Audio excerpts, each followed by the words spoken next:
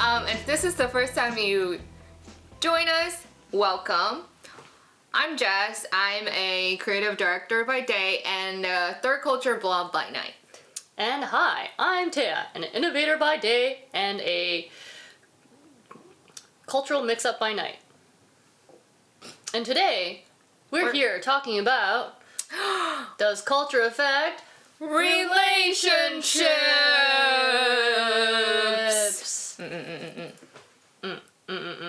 So, what do we mean by relationships?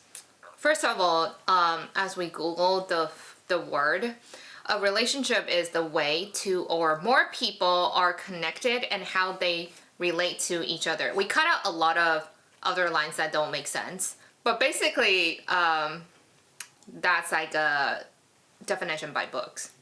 What kinds of issues do third culture kids have with relationships in general? It's so many, because I feel like relationships also is based on shared value and then the connection through that shared value.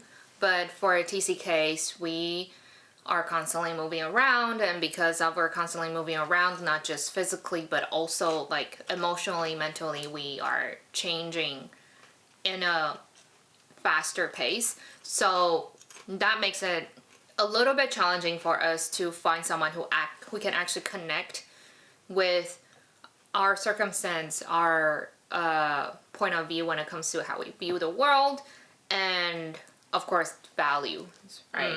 Different values, different backgrounds, hard to relate. Yeah. And I think that's just not in only dating relationships, but also friendships as well. Yeah. A lot of times I find when I move to a new place, there's like a divide between the expats, third culture kids, versus the locals. So yes, they can mingle, and yes, you can make friends with locals, but it's also very different. And it's hard to develop that sort of deep connection or deep relationship because we're so different. Yeah, I think so. Also, I find that third culture kids, because of the varied backgrounds, are not really understood very well. You know, because we look a certain way, they expect us to act a certain way, and because we don't, there's that disconnect. I think in general, when it comes to relationship, it's so hard in a way for people not to project their values or their way of doing things onto other people, because you're so eager to form a connection right away that if anything that's outside your understanding or outside how you usually typically view a situation or a person or form a opinion, you immediately get turned off, I'd say. And I feel like that's also something that we face a lot as TCKs. I think in the microaggressions episode as well, we're talking about how there are sometimes people like, oh, you just don't understand, you're not from here. Yeah. It's a very quick way to dismiss someone just because they don't have the same background. Yeah. Or the other way is like, oh, you get to say that because you're not from here. The gaijin card. Personally, I am more an introvert, but I love making friends because, I mentioned before, that's how I feel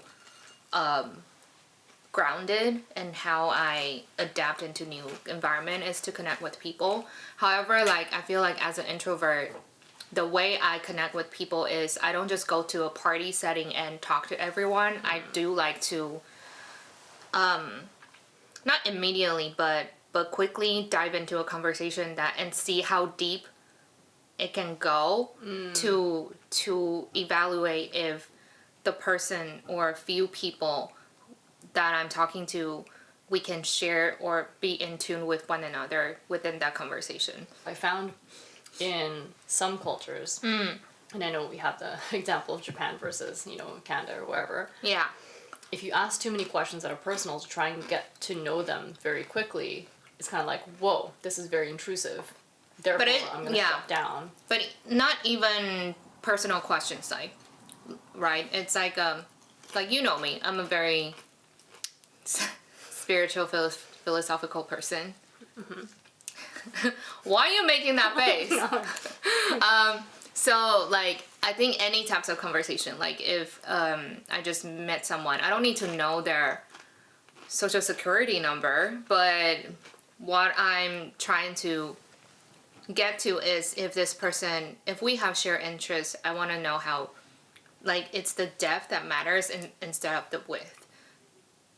Does that make sense? Are we talking about dick size or Personality, value, how, and then, so I think, again, going back to because I'm an introvert, so I don't like just being in a setting with connecting with multiple people on a wider range, but more like few people, but see how deep the conversation can go. And that somehow will bring me a sense of safety and security in that. And I feel like, to your questions between different cultures, I will switch from, let's say in the States, it's easier to get people talking about their personal life, then I'll start there. But over here, it's more like, if I know this person, they like movies, then I'll start there. And then see how deep we can talk about, like, what's your favorite directors? What do you like that director? What about colors? What about props? You know, seeing what their interests are. Yeah. And then dive deeper into that kind of conversation. So I think the cultural differences is like play on topics and how I connect with people. Okay, interesting. Yeah. I also find that different cultures have different ways of establishing relationships, whether that's, like what you said, a small group of really deep friendships that are lifelong, or a very wide group of acquaintances that, you know, maybe you see them every once in a while, but you're like, oh yeah, they're my best friend or whatever. And I feel like that's a very Western style, where you have, like, I don't know, tens of best friends, and you see them, you know, not very often. But then in Japan, you've got... I feel convicted because I have many best friends around Then the which world. one are you, Jess? Yeah, and Are you Western or Asian? Tell us more. No, but maybe that's what it is about being a TCK. You get the best of both worlds, right? You've got the deep friendships. Because what I noticed trying to make friends in Japan versus... actually, it was kind of like that in Germany as well, where, like I was saying, between the locals versus the expats or third culture kids or the mixed people, there's already a divide. And so it's really hard to develop deep connections with people who already have established their group of friends because they don't want any more friends. They don't have any time, or they don't have any more capacity for more friendships. Yeah. Meanwhile, you move somewhere and you don't want to just be friends with, you know, the foreigners, because foreigners suck. We suck. And you want to get that true experience of what it's like in that culture and make friends with the locals, but it's really hard to connect. And so I find oftentimes some cultures are very, you have your friends from school, your high school, your college, for your whole life, and then that's it. And so you don't venture to make more friends outside of that, whereas like the Western way is just making friends wherever you can and having... But that's also like a monoculture versus multicultural, right? I feel like if you've been in one place for a long time, of course, eventually you'll be like, I know kind of everyone by now, so I'm just gonna stick with this social circle. Versus, I think for TCKs, a lot of us, it's not even if this is our hobbies to make a lot of friends. It's like you move around, you go to places, life goes on. Like the friends that you made back in the previous cities, the previous country, they're gonna move on with their life without you. Although the over great thing here is, yeah. you can always go back to that country and be like, hey, I'm here, let's hang out, let's get a coffee. Yeah. But is that even worth maintaining that relationship? I personally think relationship and friendships, I'm all about friendships, but friendships, it requires efforts, but it's also the same time should be effortless, if that makes sense. Really? Because my counter argument to that is that every relationship takes work. And so if you just don't do anything and expect the other person to do that's all why the I work. said it takes efforts, but at the same time it's effortless. The effortless part is like, because us as TCKs, our environment changes. Whenever you change a new environments, there are a lot of shit you have to focus on. You have to prioritize things differently. Yeah. But if you need to make efforts to babysit all your friends the same times, that friendship is not going to sustain. Yeah. Versus if you establish a friendship that you make efforts through how you vibe, right? So like you said, some friends, like a lot of my best friends, they're not here, but we don't have to talk on the phone every single day or week or even Don't month. call them at 2 a.m. in the morning. Yeah, but randomly, right? Every 3 months. So Okay. they never know. I keep them, on you their know, toes. guessing. Yeah. Yeah. That's how we maintain Is that our a friendship? Are they just worried and anxious all the time? One is just gonna call. Yeah, exactly. But that's what I'm saying is like, but it doesn't take efforts to worry if I didn't have that schedules. I think we talked about this before. They're gonna disappear. Like that's the effortless part is they get you, you get them, and then you respect each other. You respect you have life Yeah. going on. Yeah. But because you know the core, like you share the core value, then everything else becomes effortless. Versus like I think some friendships you eventually losing it because it requires the efforts it requires is no longer sustainable for us because to us it's like it probably works if you stay in one city, one culture. Then sure, I can be more committed in some capacity in some ways, but that doesn't fly when you go to other places or when physically you're just not in the same city. Yeah. That's Yeah. true.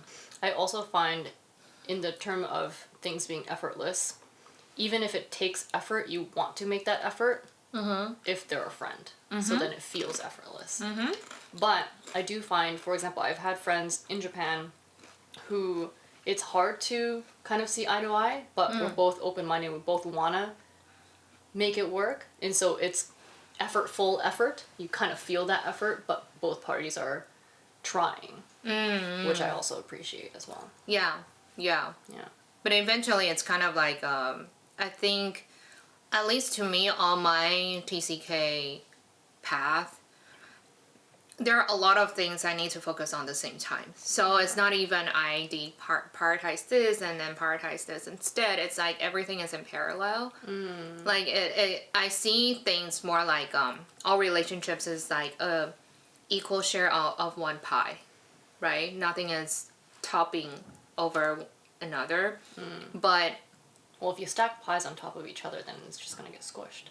exactly. But you know, like a lot of, I think it's easier for many monocultural people think like the hierarchy should be up down.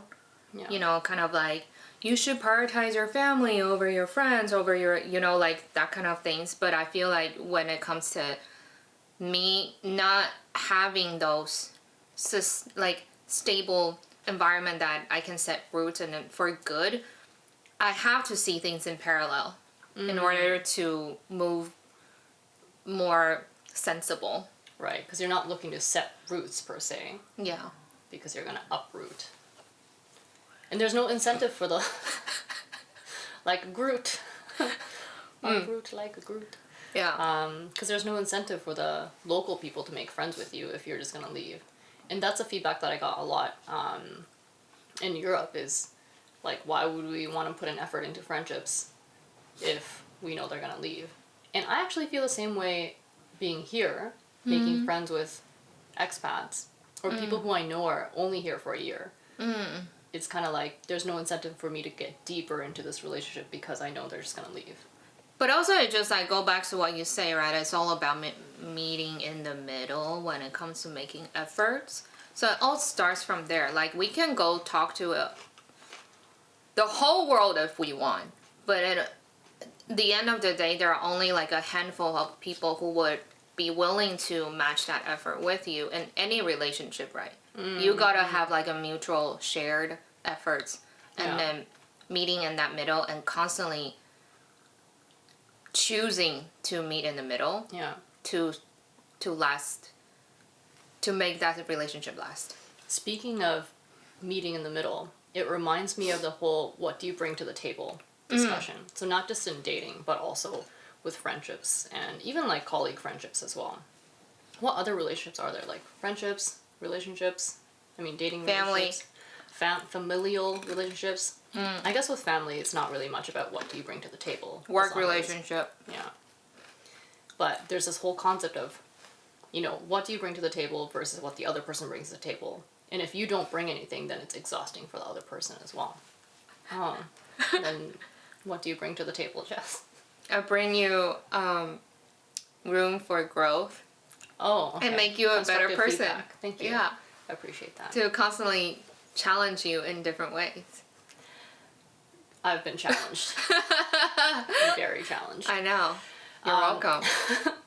But also TCKs, I think, do bring a lot of perspective to the table when it comes to trying different types of relationships. I think you have to be open to different types of relationships. Yeah. Because, you know, each culture is very different. Exactly. In how they relate to each other. Yeah. And what are the priorities and what are the things that they feel are important for getting to know someone for them to like you. Yeah. I have layers. So when I was in Taiwan, still monocultural mindset. So how I view friendship, but also because I was young, right? I feel like how you make friends, it also changes, depends on what age you're in. So not only does this have a cultural layer, but age. as well. Right? Yeah. So like when I was like little in my teens, there's a certain mentality you had when making friends, and so I would say that was like a very premature stage of figuring out who I was while trying to connect with people. So I know like when I went to college, that's actually how I started to, I don't want to say clean up, but We don't limit have toxic relationships. Yeah. that was in Taiwan. So it's not even when I was physically there. And then it kind of do the same thing, like when I moved to New York, then eventually you start to realize who are actually in sync with you, value-wise, like cultural understanding-wise, or not. And then you start to like select, deselect. Do you have like a system for making friends, or is it just shared time together? Share time together, but also like I started to communicate with them differently, and you can all say better.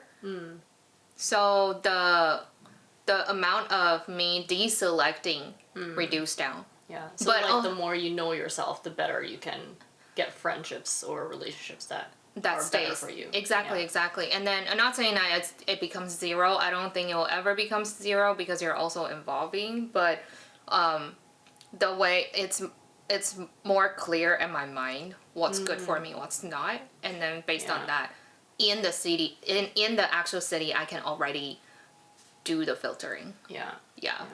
They do say, what is it, that you're the accumulation of the 5 closest people around you? Do you think that's true? 5 closest. I have 5 You have 5 best friends? in every city. I feel like after I moved to Japan, it's like pretty fast how Kill them all. You're dead. we have 2 others over here. You're gonna kill them too. We'll just put them in a cage and the like peaches. slowly feed them some chips. Yeah, so I think that's to me. But you're more extroverted, though. Although I don't know, I think I have a lot of acquaintances, but I don't really have a lot of friends. That's what happened when you're a party animal. But I'm not a party. I need alcohol to be friendly to people. Let's see, party animal. Yeah, but then when I stop drinking, then who am I? Why am I on this earth if not to drink and party? Wow, that's deep. Not deep at all. The philosophy lessons. Yeah, I do find... Do I change how I make friends? No, it's kind of similar. I think wherever I go, I make friends in a very similar way. And that is through work.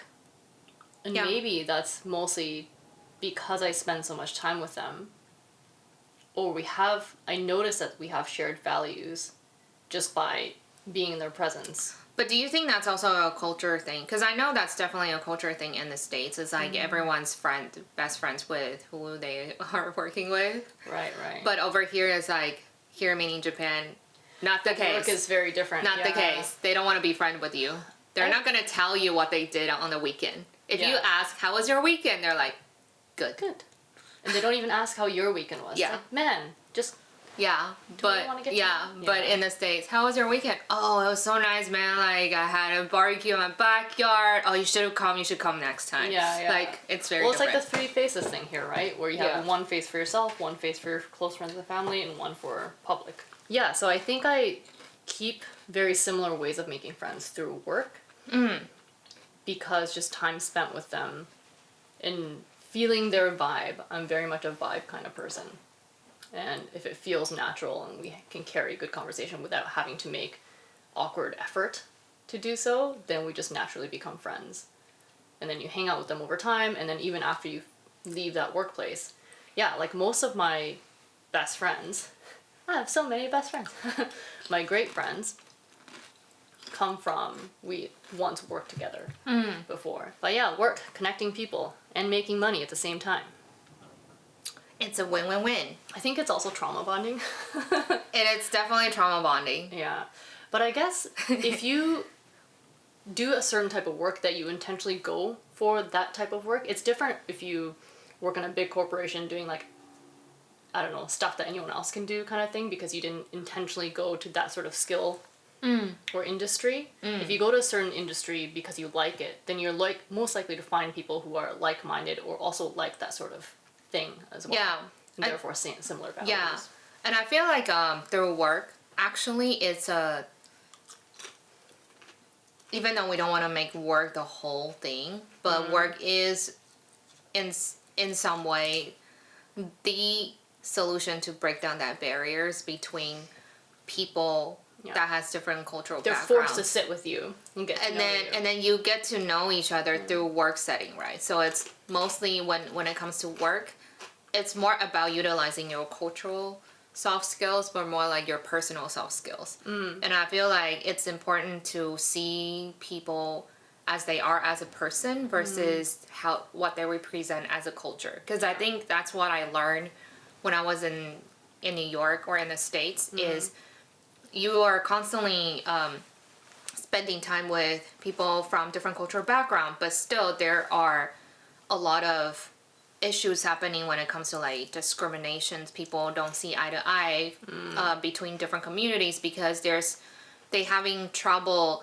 seeing people for who they are because they already have this assumption that I don't understand your culture, you look different from how I'm looking. So I personally do find that as not a trick, but a Life hack. interesting phenomenon at work. Yeah. Yeah, because you respect people for their skill set as well. Yeah. So I feel like I would say so far the most I do cherish all my best friends, close friends like around the world. Some more than others. Some more than others. Not name any name. But taking the group of friends I have back in New York, for example, like we are a very diverse friends group, and I'm pretty sure if we didn't meet at work, because we're also all used to work together, we would probably never become friends, not to mention close friends. Yeah, that's true. Yeah, because we just look so different from one another, and you will never upfront guessing that, oh, we're gonna vibe so well, we're gonna connect to a deeper level. It's interesting because one of my other friends had said that, where we're talking about, oh, wasn't it so great that we all worked together? And then my one friend was like, oh, because I don't think I would have been friends with so-and-so if we didn't work together, because we're so different personality-wise. And she took so much offense to it because she was like, what do you mean? I thought we were really good friends. And I can see how that could be quite a jarring statement to say. Yeah. When someone thinks you're like their best friend, Yeah. and then the other person is kind of like, oh, yeah, we're kind of friends. Yeah, but really that's like, it's not even something that's negative. It just is a thing because on outside work, you view the world in such a through a very subjective lens. you already make up your mind for a lot of things, including people that you Yeah. want to connect with up front. And as you get older and as you experience more friendships and go through more people, you realize what you jive with more. Therefore, the scope of what you're willing to or who you're willing to talk to gets smaller and smaller as well. Yeah. So I feel like that also in me is a change as TCK from selecting friends. Selecting sounds so entitled, but meeting with different people. I do think that we should be intentional in who we choose to be friends with as well, because so many people kind of, and I think this is maybe not the problem of being friends with people from your high school or your college, because those friendships are very situational, I suppose, that you become friends with them. But oftentimes they become good friends because you have very similar backgrounds, very similar upbringing, and people who understand your history will most likely understand where you're coming from and you feel seen and understood. Therefore, the relationship works. But then, from like a values or like skills or like what you want to do in life, could be vastly different as well. So, in that case, what do you find more important? Is it the future you or the current you who's looking for a certain type of friendship that can help, I don't know, have positive impact in your life?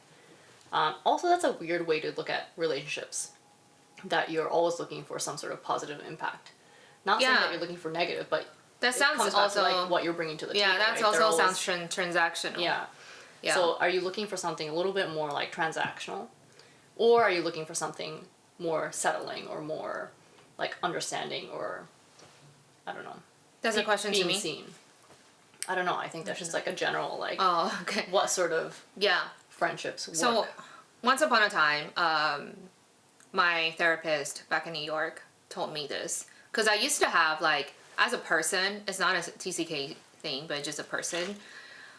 A lot of us, because we had lower self-esteem, we tend to have savior syndrome. So that's how you kind of get into toxic relationships, from friends to romantic relationships, you put up even with with more.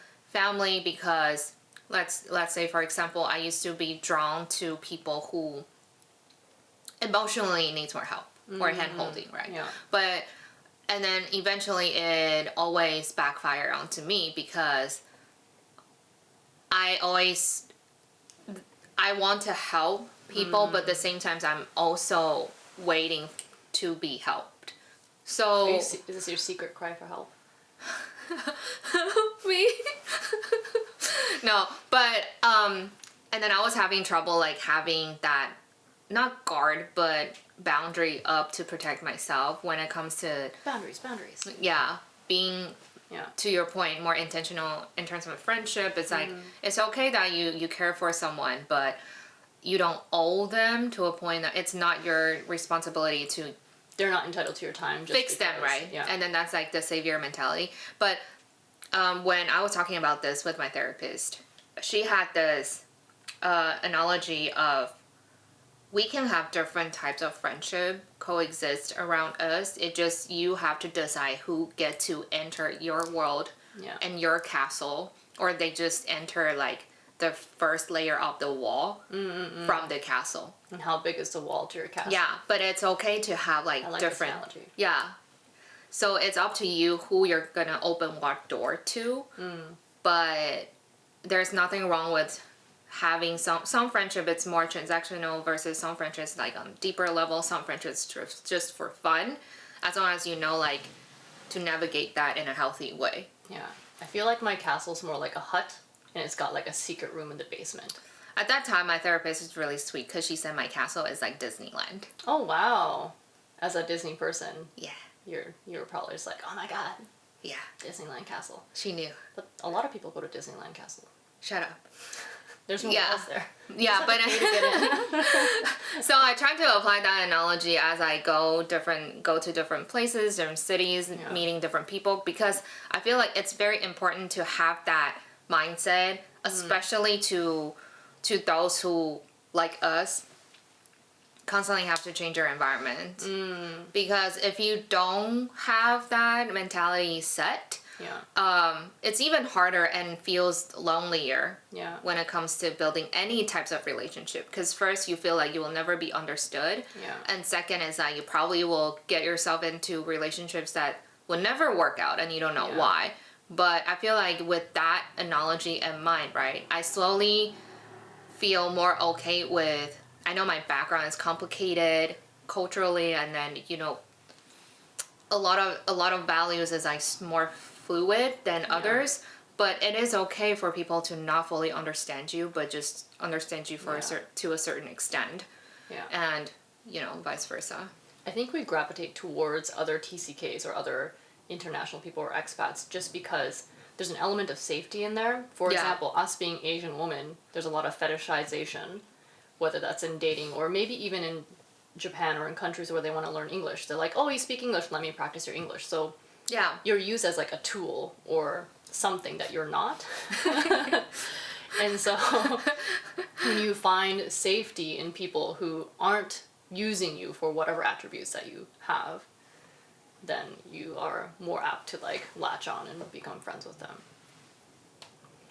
And a lot of great relationships I'm sure have started with a fetishize. That's a really hard word to say.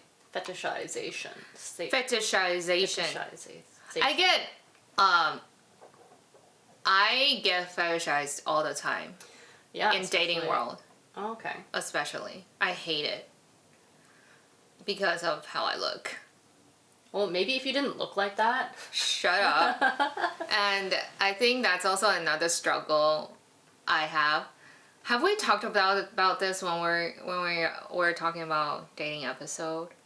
But I'm just gonna say it again shortly. Yeah, say it again. So it's like I think because of my background, it's very complicated, and then not in a I have a lot of baggage way. We all have baggage, but I know how to take care of my own baggage. Yeah, it's on wheels. It's on wheels. And fabulous, fashionable Prada baggage. luggages. So like you know, because of my multicultural background, it's not showing when you look at me. You just feel like I'm some rebellious Asian woman who either lived in the Western world or just like skipped classes all the time if I grew up in Asia. Yeah. But that's it. So that, I think that's why I mentioned it's so dangerous, or how people form their opinions before getting to know you as a so person. many assumptions based on what you look like. Yeah. So I feel like when I was trying to date through app, that was such a struggle because there's no opportunity for me to defend for myself on my profile to be like I'm more than how I look. Like every profile's on that app. Yeah. But yeah, just want to put it out there. It's tough. It's tough as such a tough looking Asian woman to show that you're actually vulnerable and kind. How do you think TCKs deal with familial relationships? Let me tell you, by the second years I moved away from my home, my dad already had his own social circle in life without me. Like, it was pretty sad. Were you in his social circle before? Did you hang out with him and his friends? I thought we were close. Oh, okay. But seeing how fast he moved on saddened me a little. Oh, okay. At that time. But now I feel like it's like I'm used to it. Yeah. So I feel like people have this, does that happen to you? Like, when I moved away, and people who they will focus on, oh my gosh, you're so brave, like you move away from your home and away from your family, they must miss you so much, you must miss them so much. But at some point, because you're trying to adapt into that environment and you're so busy with like setting up your life in that new environment, you eventually be like, yeah, I miss them, but not that much. Yeah, they probably miss me, but also not that much. It's a touchy subject for me because I'm not close with my family in general. I think it's same. I'm close to my sister, but we also, the thing about I would say the magic about TCK, because she's also a TCK, is that we actually grown closer after we both left home. And then I feel like there's something about the distance, and then both of us trying to find a route in that new environment on our own reconnected us. Yeah. And then being like, and then it felt nice. Yeah. Yeah. You kind of need sometimes a distance apart to realize. Distance is beauty. Or you just have a whole bunch of different relationships and then you realize how nice it is to have someone who has your context. Yeah. There's so much about context and understanding or being seen, I think. Yeah, because then now our relationships is more like friendships. And then we do, of course, we do have moments of trying to kill each other. That's just all siblings. But That's just the fun part about relationships. when your siblings share the same sex as you, I wouldn't know what that's like. So. it's terrible. It's I would terrible. assume, I always thought it'd be really fun growing up with a sister because then you can borrow her clothes and... No, she didn't allow me to borrow it. Oh, Yeah. And then sad. Well, now you guys are far apart, so you can't even borrow anymore. I will admit my sharing in my sisterhood with my sister. I love her. And now we but you know, when that's the thing is, like, when I was little, I wouldn't even dare making this kind of comments. Right, yeah. I truly would think like I would get killed by her. But now I'm just like, whatever. but yeah, I think so. Family is also interesting for TCKs. It's like, it would be interesting to know a TCK who is close to their family and then actually grew up with a very tight knit with their family, and then they have to move on and what it's like. Or do you have any stories? Yeah, or How do you if keep like connected? Yeah. if the parents were part of your journey, right? Like one of my friends, he moved, like typical TCK is that he moved because his parents need to go to somewhere and work. Like, what's that like? I also don't know. But like, what's a family like without any dramas? Yeah. What's growing up in a loving, healthy family like? We would like to know. But I think like both of us, we're like, interesting sharing is with siblings. Yeah. It's also interesting how different cultures treat what is an ideal family relationship like. You know, how close you are versus how not close you are. I think in, actually, America, maybe Europe is, you're not really that close in that you live together kind of thing. And then in a lot of Asian countries, family is so important. Like, family needs to be number one, you know? Yeah, but it's also like very different from, let's say, South American culture, or like, yeah, they also have like a huge, big family dynamic as part of their culture, but it's different in a way that I feel like in Asia, at least in Taiwan, your family make you feel like you're in debt to them for the rest of your life. I heard that's the same in a lot of other Asian countries as well. It's interesting how, because before we were talking about individualistic cultures versus community-based cultures, and I find that the community-based cultures are very family-oriented. Yeah, but a lot of time there's also mixed with bitterness and resentments. So I think one last point, growing up in Taiwan, it's fairly traditional. So how you were taught to have a healthy family is you have to be having two parents, and then it has to be like, you know, in this setting, or like you also have to have like healthy relationship with your grandparents. Like, there's a lot of like must needs, and then you go to like me going to America, being divorced is the such kids are like, fuck you, mom. or like a lot of them, they grew up in single parent household, but they don't feel ashamed about it. They're like, that's just how I grew up, that's my family. Versus like back in Taiwan, maybe a lot of people, they feel like, oh, that means you grew up in a broken family. So the difference in viewing how a family should be also changes. And then it goes back to, you know, how our dynamics with our siblings. It's like, oh, you start to wonder, actually, whatever I understood as a child no longer applicable as I go. Also, as a TCK, if you, let's say, have a partner who's a different culture, then you have to think about what their family expectations are as well if you decide to build a life together. Yeah. So I feel like to me I struggled when I listened to a lot of my friends with their relationships, right? Like they made a lot of compromise in relationship in terms of they want to compromise to fulfill their partner's need because probably their partner's is like monocultural and then the family is monocultural, so they're trying to match that monocultural standard. Right. But I feel like So is it always a TCK's job to compromise? Or yeah. And then I personally find that that's racist. not just They're culturist. just not fair because I feel like we already struggle to find our own culture, and then to kind of give in fully just to make it understandable for a monocultural people is also not the best way to function in a relationship of any sort. So to summarize, what sort of strategies do you think third culture kids can have to build lasting relationships, whether that's within their family or dating or friendships or even a workplace as well? When always misunderstood. Keep an open mind. Be yourself. Be willing to try, and then have compassion, but also be okay with relationships not working out in the end, and be okay with like what is right for you is not necessarily what you want.